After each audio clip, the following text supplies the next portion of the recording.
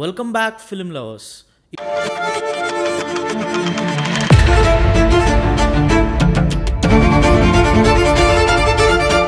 ఇప్పుడు మనం డ్యూన్ మూవీలో పాల్ అట్రెడిస్ క్యారెక్టర్ నిజంగానే మెస్సయానా లేదా ఒక ఫాల్స్ ప్రొఫెసీనా?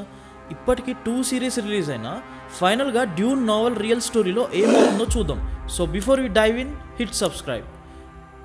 నోవెల్స్, మూవీస్ చూస్తున్నప్పుడు మనకు ప్రతి ఒక్కరికి ఒపీనియన్స్, పర్సెప్షన్స్ అండ్ జడ్జ్మెంట్స్ ఉంటాయి. కానీ రైటర్కి క్యారెక్టర్స్ని క్రియేట్ చేస్తున్నప్పుడు మాత్రం స్పష్టమైన అవగాహన, నిజమైన ఉద్దేశం ఉంటుంది. ఫ్రాంక్ హెర్బర్ట్ డ్యూన్ నోవెల్స్ ఎందుకు రాశాడో 1980లో ఒక ఇంటర్వ్యూలో అడిగిన క్వశ్చన్కి ఆయన చెప్పిన మాట ప్రకారం, చరిష్మా కలిగిన లీడర్స్, ప్రమాదకరమైన వారిపై నమ్మకం ఉంచడం మానవులకు ముప్పు. నిజంగా సూపర్ హీరోస్ మన మధ్య ఉన్నప్పటికీ వాళ్ళ చుట్టూ జనాలు చేరి మంచి ఉద్దేశం ఉన్న వాళ్ళను కూడా చెడగొడతారని ఆయన ఉద్దేశం. హెర్బర్ట్ చెప్పినట్లు ఏ నాయకుడినైనా దేవుళ్లా చూసినప్పుడు ప్రజలు తమ సొంత ఆలోచనను కోల్పోతారు. హిట్లర్, స్టాలిన్, చర్చిల్ లాంటి నాయకులను చరిత్రలో చూస్తే ప్రజల నమ్మకం ఎలాంటి విపత్తులకు దారి తీస్తుందో అర్థమవుతుంది. డ్యూన్ కథలో పాల్ అట్రెడిస్ నిజంగా హీరో కాదు, అతను ప్రజలకు దేవుడు కాదు, అతని జీవితమే అబద్ధాలపై ఆధారించబడింది. మొదట్లో అతని కథ సంపూర్ణంగా ఓ హీరో ప్రయాణంలా కనిపిస్తుంది.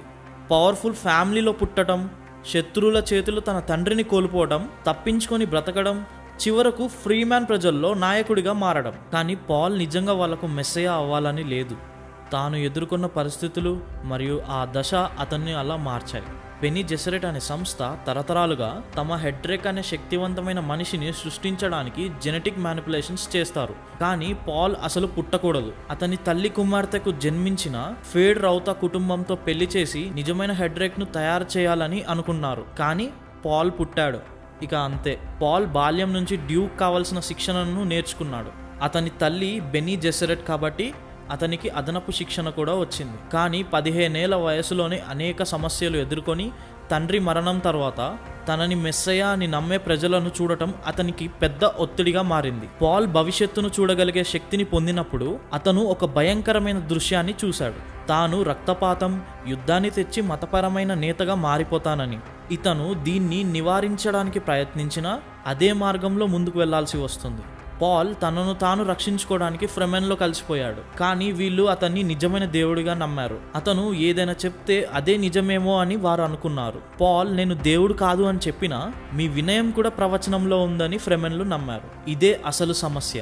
ప్రజలు ఒక వ్యక్తిని తప్పుగా అర్థం చేసుకోవడం. పాల్ నిజమైన హీరోలా కనిపించినా అతను తన స్వార్థ ప్రయోజనాల కోసం పనిచేస్తున్నాడు. అతని కడుపులో ఉండేది కేవలం ప్రతీకారం. తన తండ్రిని చంపిన హౌస్ ఆఫ్ హెర్కనెన్ వారిని నాశనం చేయడమే అతని అసలైన లక్ష్యం. పాల్ చివరికి హోలీ వార్ ప్రారంభించాడు. అతనితో కలిసి కోట్ల మంది మరణించారు. ఫ్రెమెన్ ప్రజలు తమ స్వేచ్ఛను కోల్పోయారు. అంతేకాకుండా పాల్ ఈ సంఘటనలకు బాధ్యత వహించలేక తన కళ్ళను కోల్పోయిన తర్వాత సాధారణ వ్యక్తిలా ఎడారి బాట పట్టాడు. పాల్ కుమారుడు లేటో 2 అసలు కథ మరింత ఆసక్తికరం. అతను మానవాళిని కాపాడాలని నిర్ణయించుకున్నాడు.